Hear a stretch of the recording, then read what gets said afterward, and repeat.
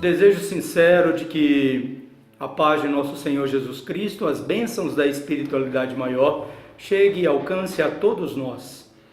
O objetivo de hoje é conversarmos sobre o capítulo 7 do livro Nosso Lar, salientando, repetindo o que já dissemos de outras oportunidades.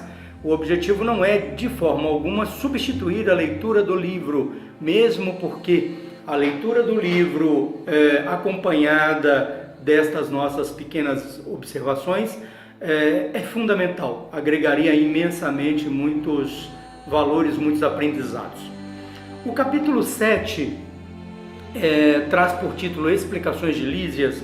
É um capítulo extremamente rico, então nós vamos pedir também a permissão para dividi-lo em duas etapas. Nós vamos primeiro falar desta primeira etapa sobre dois aspectos fundamentais que observamos no capítulo, e na segunda etapa nós falaremos de outros dois. Pois bem, o capítulo 7, Explicações de Lísias, começa com André Luiz, com as suas elucubrações, com seus pensamentos, e a gente percebe que ele, como espírito desencarnado, passa por dois processos que são simultâneos, mas que não ocorrem de uma maneira regular, ou seja, um está à frente do outro, apesar dos dois acontecerem simultaneamente. Nós poderíamos batizá-los, talvez até por falta de expressão melhor, de um processo biológico e de um processo mental. O processo biológico é fácil de compreendermos. Quando se alimenta um corpo sadio, ele desenvolve até chegar à madureza, senectude, e aquele corpo morre, efetivamente morre. André Luiz morreu. Biologicamente ele morreu o corpo físico para o campo físico, para o planeta Terra. Agora nós temos um segundo processo, que é um processo mental. Esse processo mental, ele não obrigatoriamente segue o mesmo processo biológico. E aí nós vamos perceber o seguinte: André Luiz começa o capítulo 7 dizendo: sentia-se muito bem, cada dia mais fortalecido, sentia que o equilíbrio do seu corpo perispiritual estava atingindo quase a plenitude já. Mas em alguns momentos de vacilações, em alguns momentos de insegurança mental, ele relembrava as dores vividas no mundo físico, relembrava as saudades e as afeições deixadas aqui, e estas memórias faziam com que ele sofresse no mundo espiritual. Estas memórias faziam com que as dores da doença voltassem, bem como a saudade, a amargura, a inadaptação do mundo espiritual, com que isso tomasse uma proporção um pouco maior.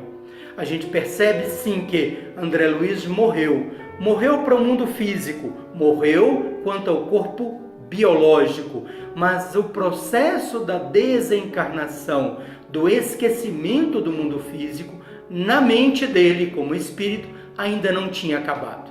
E aí salientamos, ele já tinha 8 anos de zona umbralina, ele já tinha algum tempo de tratamento no mundo espiritual. A gente percebe que a desencarnação não é um processo tão simples quanto a gente pensa.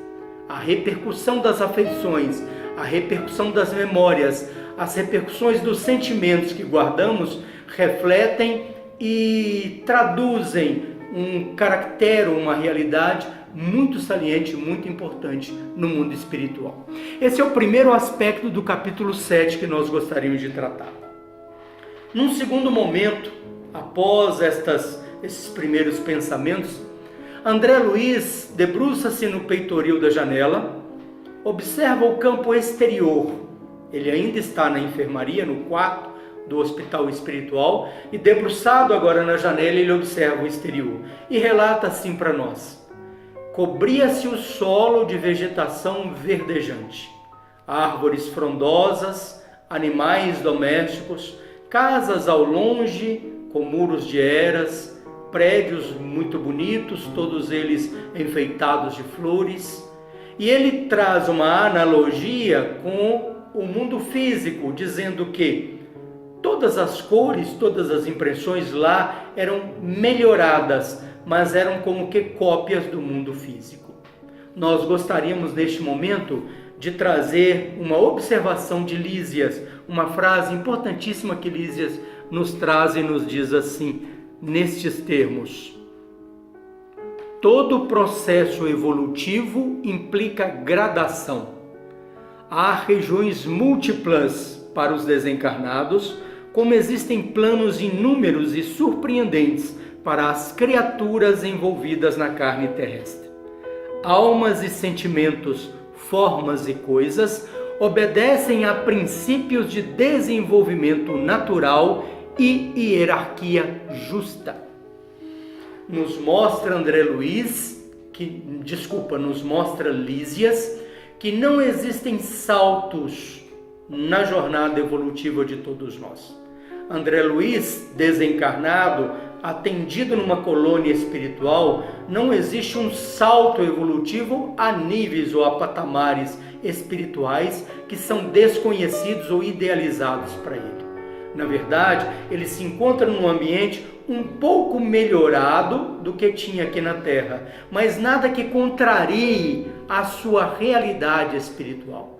Nada que seja agressivo às suas concepções de vida, de estrutura e de organização social e organização física. Quando ele sai e caminha pelo nosso lar, pela colônia espiritual nosso lar, quando ele está passeando naquele ambiente como uma primeira visita fora do hospital à colônia, Lísias mostra para ele, orientando, que existem diversos patamares de situações exatamente parecidas com a Terra.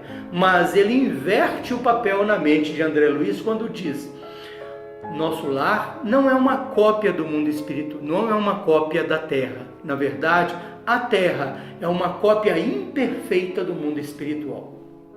É fácil, simples de percebermos que toda a origem do bem, toda a origem do belo, toda a origem do certo, do correto e do verdadeiro está restrita ao mundo espiritual. Nós, no mundo físico, fazemos cópias relativamente imperfeitas daquilo que existe lá. Então, nós temos Deus como a origem de todo o bem, os planos imediatos ao Pai como copistas do Pai. Diz Emmanuel para nós que Deus é o Criador e nós, como criaturas, somos as suas fazemos cocriações no mundo maior ou co-criadores no mundo menor. Desta forma, nosso lar também não é uma invenção, é uma cópia de um mundo superior, que é uma cópia de outro mundo superior e de outro, e de outro, e de outro. Da mesma forma, nós aqui encarnados copiamos as projeções mentais nossas mesmos de percepções do mundo espiritual, ou em viagens astrais ou em visitas aos mundos espirituais, vemos e traduzimos aquelas imagens ao mundo físico.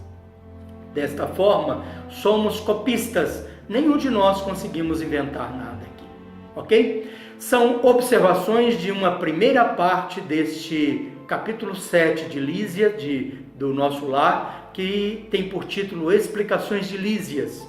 Importantíssimo visitar o nosso site, importantíssimo corroborar conosco, deixando lá suas observações e, obviamente, fundamental fazermos a leitura também do livro. Que Deus os abençoe a todos, sigamos em paz.